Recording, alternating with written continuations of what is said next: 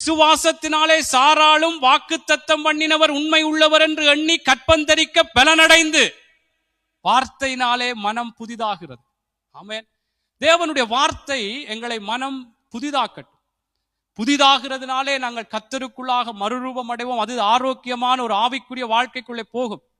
கர்த்தர் எல்லாம் ஓகே, எனக்கு ஞானம் இல்லை, அல்லட்டி படிப்பதற்குரிய காரியங்கள் இல்லை, ஏதோ ஒரு குறைவு இருக்கு, எனக்கு இப்படித்தான் என்று இல்லாமல் கர்த்தரால முடியாத ஒன்றுமில்லை, அவர் செய்வார். இப்ப பாருங்க, அவர் என்ன சொல்ற, வாக்குத்தத்தம் பண்ணினவர் உண்மை உள்ளவர் என்று எண்ணி கற்பந்தரிக்க பலனடைந்து வயது சென்றவளாயிருந்து பிள்ளை பெற்றாள்.